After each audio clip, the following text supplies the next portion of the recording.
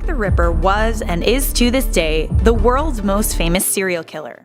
An unpleasant character. He used to host dinners at which his great party trick was to pass round anatomical specimens in glass jars of female body parts, including uteruses.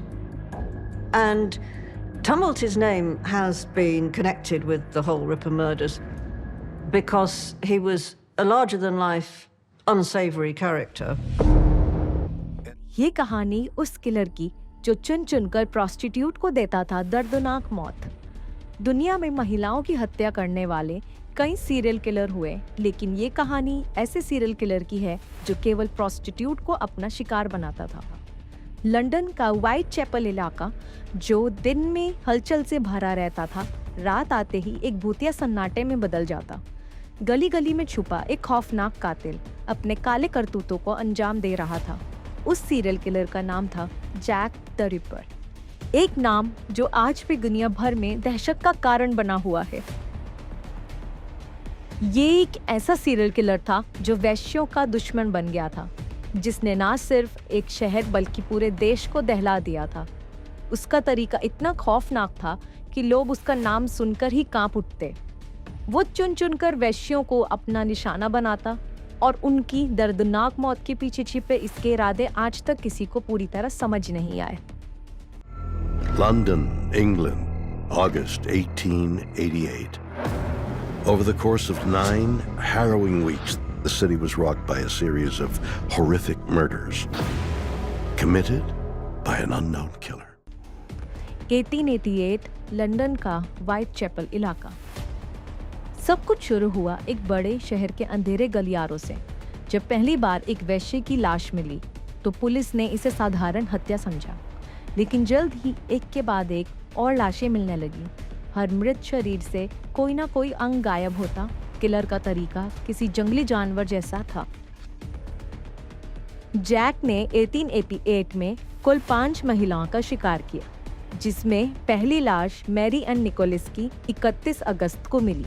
उसके बाद 4 और लाशें मिली, जिसमें any Chapman जो कि 8 सितंबर, Elizabeth 20 सितंबर, Catherine 20 सितंबर और Mary Jane कैली 9 नवंबर को मिली। उसने कुल 5 वैश्यों की हत्या की थी और सभी को एक खास तरीके से मारा था। इन सभी के गर्दन को धारदार हथियार से रेता गया था और उनकी लाश के साथ तो मानो बुरी तरह हैवानियत की गई थी। शरीर के अंदर के कई अंग निकाल लिए थे। इससे अनुमान लगाया गया कि उसे सर्जिकल नॉलेज भी थी। उसने उन महिलाओं की हत्या करने के बाद गर्भाशय यानी यूट्रस, किडनी और दिल निकाल लेता था। लंदन का व्हाइट चैपल शहर में उसका खौफ सबसे ज्यादा अधिक था। रात को महिलाएं अकेले घर से नहीं निकलती थीं। सीरियल किलर कहां से आता था और कहां लापता हो जाता था, ये आज तक नहीं पता चल पाया है।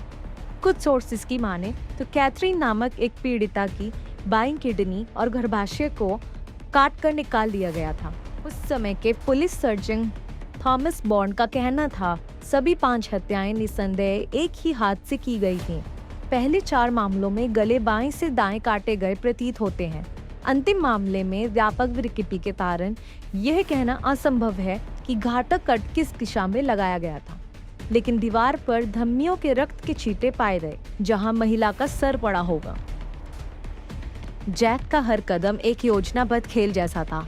वह सिर्फ हत्या करने के लिए नहीं बल्कि अपने शिकारों के शवों को ऐसे छोड़ता था जैसे वह किसी दिल दहला देने वाली कहानी का हिस्सा हो। पुलिस इस किलर के पीछे लगी रही, लेकिन जैक कोई भी सुराग नहीं छोड़ता था। किसी भी सबूत का कोई पता नहीं था। वह इतनी सफाई से अपराध करता था कि पुलिस की नजरें उसे पकड़ने में नाकाम रहीं। रिपोर्ट्स के मुताबिक जैक का ये अंधा गुस्सा महिलाओं के प्रति किसी गहरे व्यक्तिगत आघात से उपजा था। कुछ के मुताबिक वह किसी महिला द्वारा अपमानित या धोखा दिया गया था, जबकि कुछ का मानना था कि उसकी हत्याओं का कारण मानसिक विकृति था। कुछ विशेषज्ञों का मानना है कि महिलाओं के प्रति इतनी नफरत का कारण उसका वैवाहिक जीवन भी था। जैक एक वेश्या से प्यार किया करता था, जिससे उसने शादी भी की, परंतु उसकी पत्नी ने जैक से छुपकर अपने प्रोस्टिट्यूशन का काम जारी रखा तथा जब जैक को इसके बारे में खबर हुई तो मानो उसका प्यार नफरत में तब्दील हो गया। चाहे जो भी हो, उसकी हत्या करने की शैली और तरीके के पीछे छुपा गुस्सा और नफरत स्पष्ट रूप से झलकता था। Murders. Tumblety was horribly misogynistic. It seems that early in his life, he had married young, found out later that the woman he married was a prostitute and had continued prostitution after they were married. And so he would often espouse hatred toward all of womankind and especially the prostitutes. इन घटनाओं को लगभग 100 साल से ज्यादा बीते जाने के बाद कुछ समय पहले वैज्ञानिकों ने दावा किया है कि उन्होंने डीएनए मैच के आधार पर इन हत्याओं का खुलासा किया है। उनका कहना है कि मारी गई सभी 5 पीड़ितों के पास से मिले शॉल से डीएनए लिया गया। ये डीएनए 1888 में एक 23 साल के रहे नाई से मैच किया है, जिसका नाम एरन था, जो मूल रूप से पोलैंड का था लेकिन 1880 के दशक में यूके चला गया था। वैज्ञानिकों ने 2 साल पहले दावा किया था ये डीएनए एरन के डीएनए से पूरी तरह मैच करता है। एरन का पता लगाया गया तो मालूम हुआ कि उसकी मृत्यु 1990 में 50 वर्ष की आयु में हो गई थी। वह इन हत्याओं से जुड़े जाने कितने राज अपनी कब्र में ले गया। छानबीन में मालूम हुआ कि एरन ने एक बार अपनी बहन पर भी हमला किया था, जिसके बाद घर वालों ने उसे पागल खाने में भर्ती करा दिया। आज भी जैक द रिपर के बारे में कई थ्योरीज और कहानियां हैं, लेकिन उसका असली चेहरा कौन था ये किसी को नहीं पता। क्या वह सिर्फ एक शातिर हत्यारा था या उसका कोई और उद्देश्य था?